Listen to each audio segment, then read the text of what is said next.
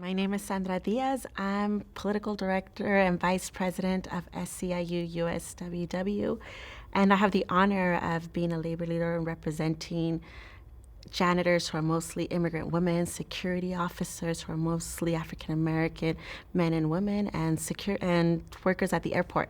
And so for me, it's been an honor to be able to grow as a labor leader and be able to fight for workers of color in California. Early 90s, I was growing up in a small city in San Diego named Escondido. And the city was comprised mostly of, you know, a white community and an emerging immigrant community, an emerging like Latino Mexican community. And so in the 90s, I was in high school and, going from junior high to high school. And during that time, I think I was becoming more increasingly aware of how segregated and polarized this neighborhood was. And so I would say that I was coming from a space of an emerging immigrant community where my parents and everyone I knew around me and my family were all immigrants, Mexican immigrants who cleaned houses, eran jardineros, limpiaban casas. And most of the people that I knew in the 80s didn't have documents. And so, including my parents. And so I came from realizing really young on that what a difference was when you were a citizen and when you were born here and when you were not. So for me, it meant if I was a citizen, I didn't have to worry about the Border Patrol coming and picking me up and taking me and not being able to come back. I didn't have to worry about going to and from San Diego and Tijuana, but I did have to worry about, will my parents be there when I get back home? And so there was a sense of always looking where to hide. My sister and I would always say, hey, we would be waiting for the bus and we would always say, hey, look for somewhere where we can hide. So we would look at the bushes. We would look at a wall and we'd say, okay, if the Border Patrol comes while we're waiting for the bus with my mom, we're going to hide behind this bush. And so I was coming from a childhood where there was raids by Border Patrol on the regular, and sometimes our parents were picked up, and we had to stay behind. So when I grew up in the 90s, as I was an adolescent, it kind of sank in a lot deeper that we weren't wanted here as a community. So even though it didn't matter if I was born here or not, there was a sentiment that we weren't wanted here and that we weren't welcomed. And so the racial slurs would happen all the time. And I remember I was going to school. When I started going to school, my mom told me, she's like, mija, si alguien viene y te dice cosas malas o te dicen beaners o wetback, tú no les hagas caso. Tú nomás vas a estar bien orgullosa de ser mexicana y ser quien eres. And I didn't understand why she was telling me that until later. And I think it was junior high and high school years that I began to understand that more. So I would say in the 90s, I was growing up in Escondido and being part of an immigrant community that was fighting to exist in a space where there was a huge rejection for our role and our makeup in that neighborhood. One of my very first memories I have was my mom was walking with my sister, two sisters. One of them, she was a year old. I was going into 4 years old, and my older sister was 5. And we were walking back from the local supermarket onto the apartments where we lived on. And as we were walking, carrying the grocery bags, I remember that this truck pulls up, this vehicle came up. It wasn't a truck, but this vehicle came up. And I didn't understand who that was at the time, but I knew that a man came out dressed in green and asked my mom for something she didn't have and grabbed her, and put the handcuffs on her and put her behind on the back of the vehicle. And so as that was happening, I remember all the neighbors were coming out, and they asked her before she went in the vehicle, do you want to take them with you or do you want to leave them? And I remember her saying, I need to leave them. And we stayed with a neighbor, and I saw them take my mom away. That was Border Patrol. And so what that did for me, it brought up this sense of, am I going to see my mom again? And I was terrified that I wasn't. And it's one of those moments in my life that I haven't been able, you don't forget those moments, and they're formative. And they're formative because when I say that my older sister and I learned how to hide, that's what it was. We learned how to find places to hide so that that wouldn't happen again. So when we had subsequent raids in the movie theaters, subsequent raids at the swap meets, we learned how to run, we learned how to hide, and we learned how to try to be invisible, so that my parents wouldn't get picked up. And so when I think about that, I think about what's happening today, and what's happening today with kids that are growing up being terrified. Will my parents come back or not? And back then it was different. My mom eventually came back. And then they picked her up again, and they picked my dad up again. And it just became a way, like this constant fear as a kid that I had growing up. When I think about junior high and high school, it was largely segregated. And so you had the white students on one end and the Latino students somewhere else. And when around the time of Prop 187, I was between 8th and 9th grade, when the campaign started, I would say that how that lived within the space that I was at was, you would see, I guess what's struggling is that it wasn't new. You would see people with Confederate flags driving into school. It's just the Confederate flags got bigger. And you would hear racial slurs that I had heard as a kid. That's why I said to my mom when she sent me out to school when I was going to be in kindergarten, she said, "Hey, mija, si te dicen beaner." And I was like, I don't understand what that means. But she's like, just you be really proud of where you are. Well, that was something that was ongoing. I think that what happened in the 90s, I wasn't just hearing it around me, I was hearing it on the TV. And I was hearing it from many different spaces that I hadn't been before. So it kind of validated something that was already taking place. It was like, oh, okay, so I'm hearing it at school. I have been hearing it at school since I was a child, but now I'm also hearing it on TV. I'm hearing it on the news. And it's much larger than just this neighborhood where I'm at. And I think that that's what shifted in me. It wasn't just, I realized that, when you're a kid, you only have certain exposure. So I had exposure of my neighborhood and the limitations that we had as immigrant communities there, but I wasn't aware that that was systemic and that it was much larger than just there. So I would say that as Latino students, we were tracked. We didn't have access to, we weren't particularly seen as, you're going to be the ones that are going to go to college. We were not, then like no one was thinking, I'm going to put you in honors classes and AP classes and you're going to succeed and go to college. It was quite the opposite. I remember meeting with counselors my freshman year saying, okay, I want to be able to know what I need to do in these next 4 years to go to college. This was 1994 and 1993, 1994. And she said, oh, you're not going to go to college. Your family can't afford it. So just take the very basic classes. And if you're lucky, you'll go to community college. And I can't say that that was just my own experience. I think that's that's how they perceived us, as a community that wasn't deserving or worth investing in going there.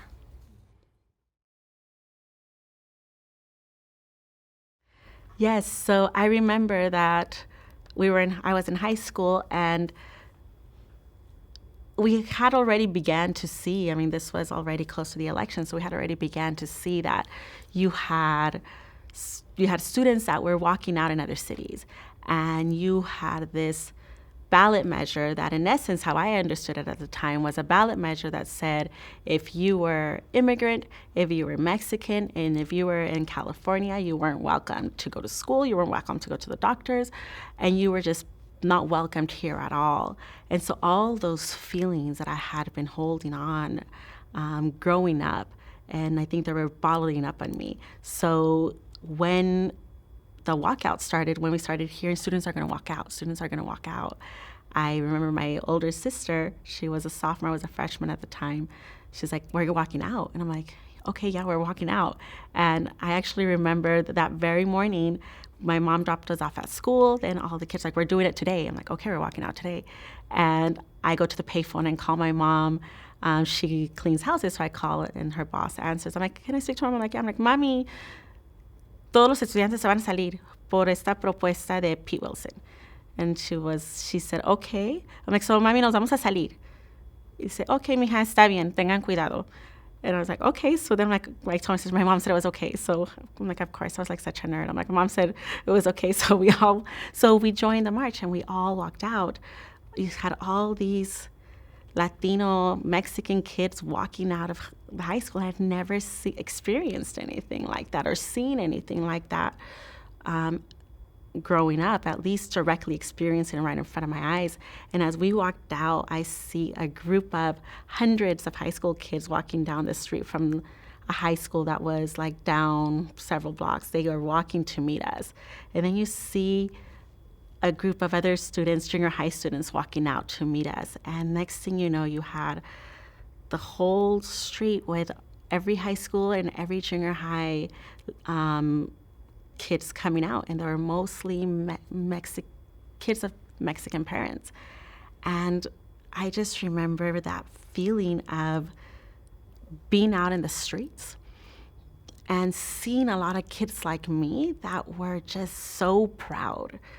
And I had always been proud of who I was, but collectively proud and not afraid and not looking for anywhere to hide. It was like, we're out here, we want to be seen. We want you to see this bottleneck fury that we have inside of us. And we also want you to see the dignity that we hold from being the parents of jardineros, of people, of the women that clean houses, of being the parents of farm workers, because that's who my friends were, and being the kids of farm workers. And so to me, it was this day that I learned what collective action was, but also I realized that we could come together, that we could be very proud of who we were, and that we could fight back. And it was that, I think it was that adrenaline and that pride. I've seen all these kids waving Mexican flags. I mean, I would have never imagined it. And so it kind of put a seed in me of saying, how do we do more of this? And for me, it was like, how do we have more people find the power that they have inside of them? So to me, it was like I was tapping into a power that I had inside of me that I didn't realize I had. We had all these kids walk out, and luckily somebody knew where we were going. I certainly didn't know where we were going. I was caught in the moment of walking out with so many of my friends and kids that looked like me and being very proud. And so then we ended up walking to City Hall. And you had all these kids there. And then you had the leaders and a lot of adults that showed up and that were able to capture not only the sentiments that we were feeling as students, but the sentiments that our parents were feeling, the sentiments that our entire community was feeling. So we went to City Hall and we were there for the whole afternoon and the evening. And I think that for me, it was understanding also that it was new for me, but one, I'm happy that some of the youth organizers knew exactly what they were doing. And some of the organizers that they were working with also knew exactly what they were doing. They're preparing a next generation of warriors to take on these fights.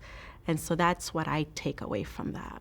At some point then my parents joined in. They got out of work. My parents and a lot of parents joined in. So my parents came and the parents of my friends also showed up in many ways, not just to pick us up, but to be part of the experience and to be part of the rally. So in the middle of the day, you had a lot of students. And shortly thereafter, you had a lot of the parents join in. So by the early afternoon, you had a large congregation. It was quite beautiful. You had students, junior high and high school students, accompanied by their parents who were and still are the folks that clean the houses of these wealthy communities, who tend their lawns and who take care of their kids. But they were there. And I think that for us, it was a moment of pride, but for them, it was also a moment of being seen. Right?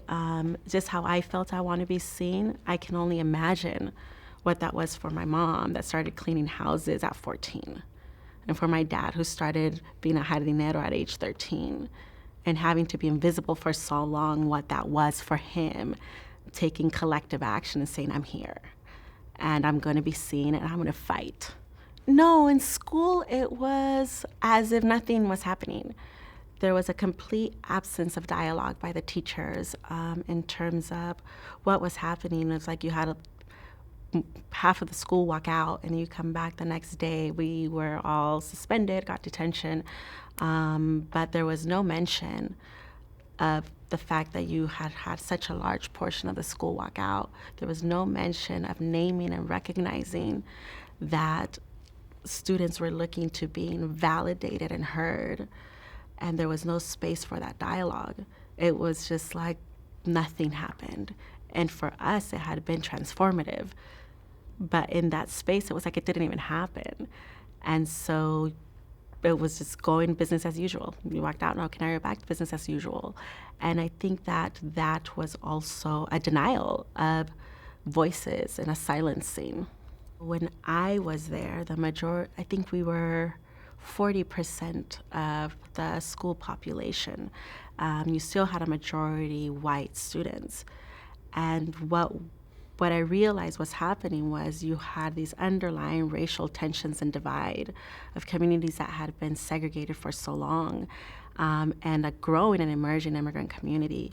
And so when I think about the kids that had the big Confederate flags, and I earlier said that the teachers didn't say a lot, but they did put their Confederate flags up in the classroom, right? So I think there was definitely marking territory as it was happening because of an emerging community.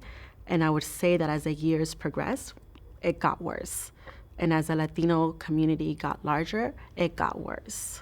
Worse, what I would say was that in 2006, when you had Sensenbrenner, and again, you had students walk out, just like we had walked out in 1994.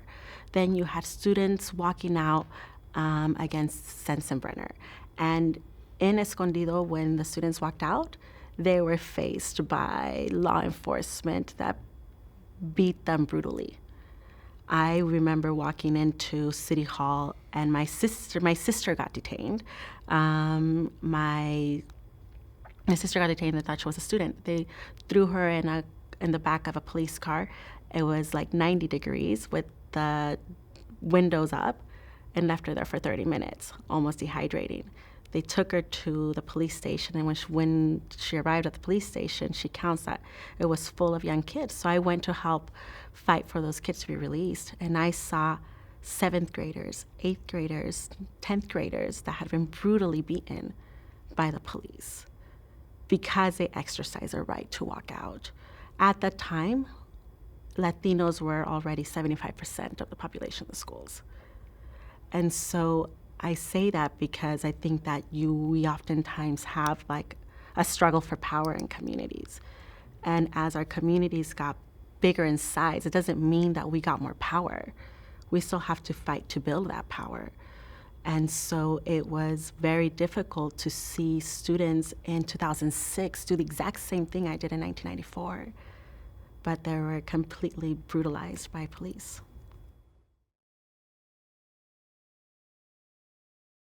Yeah, I remember that video very clearly.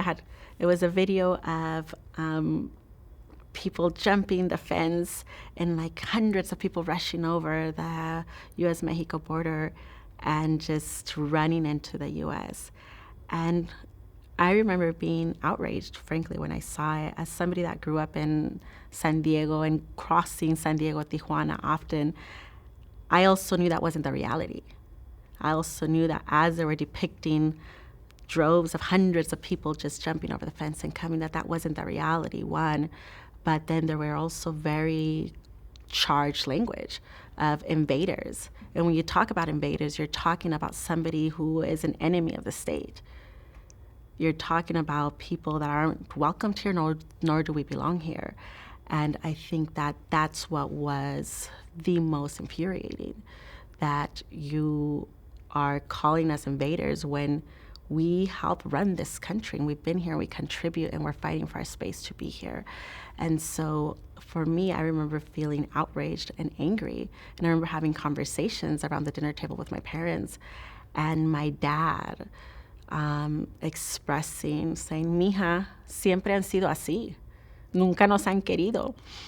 And me knowing that, but actually feeling really angry about it and understanding it in a deeper way.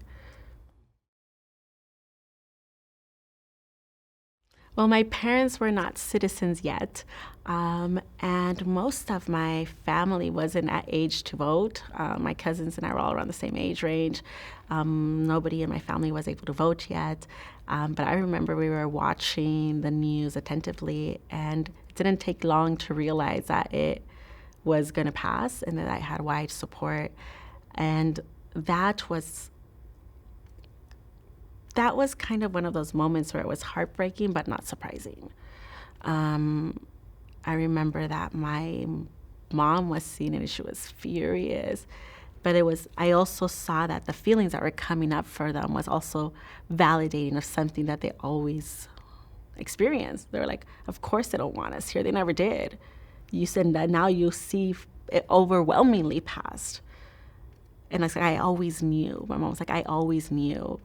And my dad usually takes that voice in the family, but I remember my dad sat there and he said, okay, it passed, but it's not going to stay this way. People are going to fight, and it's not going to stay like this. And at the time we had family that lived with us. And so they were worried. The family that lived with us was undocumented, and they were worried and they were really scared. And I think that's why my parents and my dad said, people are going to fight, and it's not going to be that way, trying to provide some ease. And there was a moment where my mom had a conversation with us and said, if anybody says or does anything at school, you call me and you let me know. And we were going to school, and my cousins were really scared. I wasn't as scared, but I know my cousins were, and I was scared for them. But it's hard to dissect that, what's happening and what this means at 14 on the election day. Like, what does that mean the next day?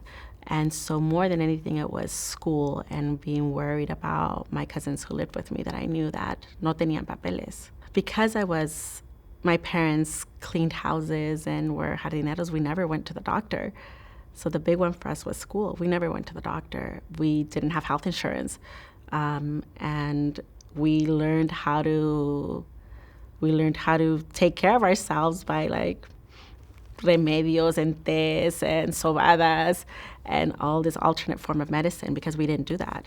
And I think that, but there was also this sense of like, well, we didn't do that because we couldn't afford it. And then there's a difference when you can't do that because your community is not welcomed in those spaces. So after Prop 187 passed, what changed immediately within my family was my mom decided to become a citizen. My mom and a couple of my aunts decided to become citizens, right? So for me, I've always seen the women in my family take that leadership. I think that my mom saw the responsibility of I could do something. And so, one, I could become a citizen to make an impact, but I could also become a citizen because our future here is so uncertain. And on the other side, it's like my family that didn't have, que no tenía papeles, some of them went back to Mexico. Some of them stayed. And for the ones that stayed, it was harder for them. It's like they became more marginalized. And I could see the reality of both worlds, right? On one end, you have my mom that says I can become a citizen and I have a responsibility to do so, and our future is so uncertain. So I want to do that to secure us being here. And on the other end, you had family members that to this day no tienen papeles, and that have lived under the shadows for a long time now. And so for them, immediately, I think what it was cementing, like there was a lot of fear. And I say that because when I talk to them now, the fear is even greater. I would say that when I look at who I am, the experience that I had with my mom when she got picked up by Border Patrol and the raids, that sparked for me to say, I want to change this reality. What really cemented it for me, though, was Prop 187, actually believing that I could.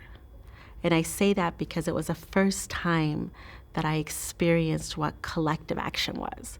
It was the first time that I saw our community tap into power and tap into the power that we have inside of us and be able to come out and be proud collectively of who we were. And so when I think about who I am now and working in the labor movement and fighting for janitors and fighting for security officers and airport workers, I see that there was like this seed that was planted there that was like, how do we have our communities tap into the power that we have inside of us to fight back? And that's what I think that era did for me. It not only the commitment, but something inside of me made me realize that I had power.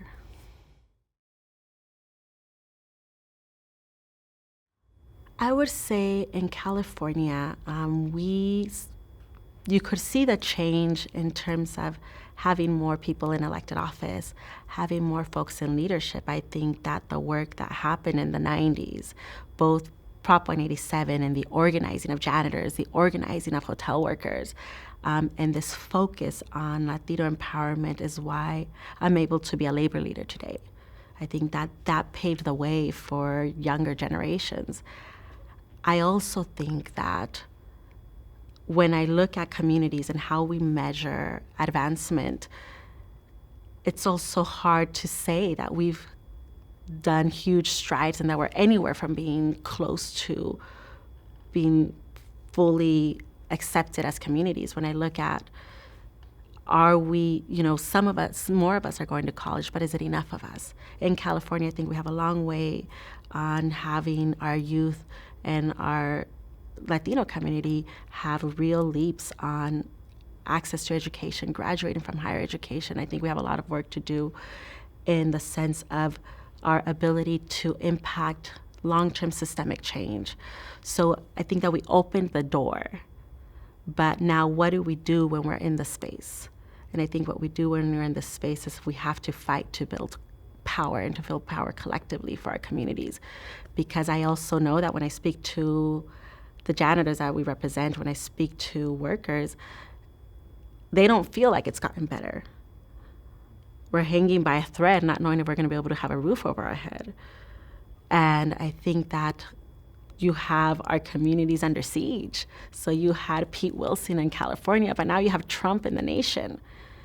And I hear the kids that are terrified, just like I was when I was a kid and I saw my mom be taken away. Only my mom came back. And I know that the folks that are being taken away now are not coming back. So I say that because I think that there's hope in the sense that folks fought to open doors. So now that the doors are open, how do we build power? And so I'm looking at what's our responsibility as labor leaders, what's our responsibility right now to be able to tap into the power that our community has. So when I look at the janitor that's cleaning the buildings that nobody sees at night, could she believe that she has the power to not only be seen as a human being, but to be recognized for what she brings to the table in this country, but to thrive, and for her family members and her kids to thrive in this country. And that's where I hope we're going towards. Could we have people believe that collective action and coming together in unity as immigrants, as Latinos, as Central Americans, as Mexicans, and coming together and saying, we don't just want to be seen, we don't just want to open the doors. We're fighting for our communities to thrive. And that's where I hope we're building towards. Well, when I see the dreamers, I see a lot of energy and vibrancy of young kids, high school students, college students that are saying unapologetically, we're here, we're unafraid, and we're going to fight beyond this moment. And I, frankly, when I look at them, I see, wow. I know that I came out and I protested and I saw and I began to discover power in me. They're coming out and they know they have power. And that to me can only bring like excitement of what's to come. When I look at janitors, when I look at recamareras, when I look at women in the workforce, when I look at immigrants in the workforce, I also begin to see a lot of them saying the same kind of attitude, unapologetically, we're here and we're here to stay. And not only do we want to have you recognize that we're here to stay, but we're going to fight. And we know that these corporations are becoming wealthier and wealthier because of the fruit of our labor. So we're demanding our share of that pie. And so I say that because it brings a lot more hope. I think that we've grown. I think that there's some portions of us that have learned the lessons of the 90s, right? We came out of the 90s and we did a lot of amazing work. We began to get Latinos to vote, and we began to fight to be included in the discussions. And what I see happening, or what I hope happens in a much larger way, is not only wanting to have a seat at the table, but demanding like real systemic change. And so I do see young people having that anger, that energy, and that unapologetic approach of we're here to stay, we're going to win, we're going to fight, and we're going to thrive. And that gives me hope. And I'm hoping that we can translate that energy of the dreamers, that energy of the janitors, that energy of the recamareras that are being bold in the front lines to the rest of our communities. And could we inspire and capture the imagination of folks that were like me in the 90s, that were so far removed from any movement building, that discovered power in me. So how do we bridge that gap in our communities? And I think that the dreamers, I think that the labor movement and immigrant workers are doing that. And now the challenge for us is how do we do that at a large scale? And how do we do that in a way that we bring long-term change for our communities and advancement? I'm afraid that because we're at this moment right now where sometimes it feels like we're losing, because you have kids in cages, we have concentration camps, it almost feels like we're fighting to just exist sometimes. And I'm afraid that as communities we will be too afraid or too demoralized to fight and demand for real long-term change. Yes, so it's incredibly exciting right now to look at, here we are. We are going into 2020, and I believe we're going up against the fight for our democracy, the fight for immigrants and people of color, and the fight for our values as a nation. And I also know that in California, we've done some good work on engaging Latinos. And if we want to make a national impact, how do we continue to strive and demand for more in California, but not forget that we have the whole country? And so I think that, janitors and security officers saying we need to flip Arizona, because Arizona went through 1070. Arizona is going through what we went through in the past. Arizona, Latinos are there and they're fighting, and they've been fighting. They got Arpaio out. And you have a movement and you have people there that are also fighting for long-term change. So could we go to Arizona and could we help build that infrastructure that begins to also fight and demand for a change in that state? And so to me, that's really exciting, because could we build alliances across states? And could we have our own agenda? Just like people say, well, you have the Midwest. I'm like, well, how about the Southwest?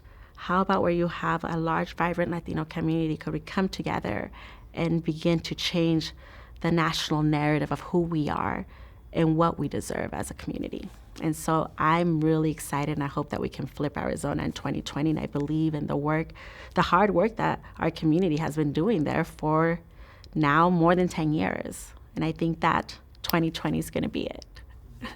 Right now, where we're at is like I mentioned, who we are as a union. We represent a large Latino immigrant community and a large African American community. That's who our members are.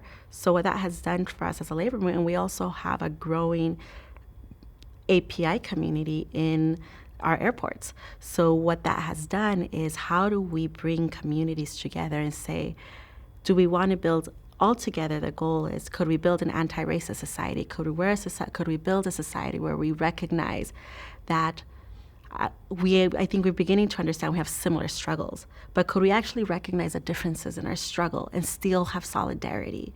So could we recognize and name, as Latino communities, could we be allies, understanding the Black community has disproportionately been impacted by our criminal justice system. And when we talk about police violence and brutality, knowing that it's been disproportionately impacted. And could we have Latinos fighting against incarceration numbers, because we're quite frankly not far behind them? And could we begin to build those bridges amongst us where we say, and could we have the Black community recognize that Latinos disproportionately are being targeted by this president as immigrants? And could we build those alliances that translate to long-term change? And it's not easy to do, but it's important. And what I've seen happen is, with our members, saying, let's focus on empowering Black community to have a strong voice, but politically, as we're focusing on Latinos to have strong voice politically, could we focus on doing the work on the API community, understanding that it's multiple language, multiple cultures, and be able to honor all of the differences between us, to be able to build an agenda where you have people of color, frankly, coming together and saying, the system hasn't worked for us. It has impacted us in different ways, but it's not working for us. And the only way that we're going to win is going to be if we can come together. So I see some of those spaces coming together now.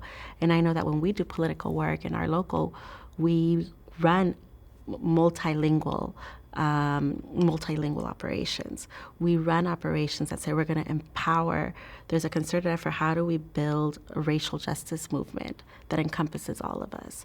And how do we become an anti-racist society where we are able to dismantle systemic racism? And I know that sounds very lofty and big and long the road, and it may take us decades, if not generations, to get there, but we have to cement the seeds now. And I believe that with younger generations, it's already happening. And how do we have that happen with generations of my parents, with generations that are in the workforce right now? And so I would say that in California, we've been able to see the immersion of those models. And the API community, we've invested a lot of time and resources in leadership development to lift up the growing API community in California. And we've also been doing that with Latinos, but we have to do a lot better of work in California to empower the African American vote, because our African American community is being displaced from California, and the numbers are decreasing. So if we're going to build a real true movement across solidarity, then how do we look at, we're building a California for all of us, and that means that it's about equity. And what do we need to do with our communities to be able to support one another to build that power? Yes, so the janitors movement's deep in my heart. That's where I landed in the labor movement. But I remember that I had been doing a lot of work in the immigrant rights movement and a lot of work in human rights organizations. And then growing up, seeing what was happening in front of me, I always thought I was going to be a lawyer. And so I said, okay, I'm going to take a break from working in the human rights organization. I'm going to practice, take my LSATs. And in the meantime, I'm going to work with the janitors union. And so I started working with where I work now. And within a month, the janitors went out on strike. And again, I'd never seen something like that. So the janitors went out on strike, and it was mostly immigrant women, Mexican immigrant women that came out on strike. It was about all these señoras. And I could see them taking over lobbies of buildings. I could see them taking intersections, taking the streets with their drums, demanding healthcare, demanding better wages, demanding to be able to live in dignity in this country. And I was like, wow. It just reminded me of like, wow, if my mom had this, how would my life have been different? And so I remember working in the human rights organizations and seeing our communities never have access to the doctor, never have access to health insurance or anything. I mean, I didn't have it growing up. So the fact that we were able to fight and win a pathway to get health care was for me like, wow, I want to be here. I want to be here because it's the first time I've seen us tangibly win something for us. And it was a pathway for healthcare, it was wage increases, and it was janitors saying, we demand more, but more than anything, we demand you to treat me with dignity and respect. And so I was like, I want that. The laws aren't there. The laws right now in this legal system, so I made a decision there. The laws right now have like been banging my head trying to have the Department of Justice care that they're like, that there's gross violations in our communities. But here, the janitors were building power. And it was the first time that I saw how collective power could lead to tangible victories. Because unfortunately, Prop 187 was collective power, but for the immediate future, we didn't win. But here, we won. And so I wanted more of that.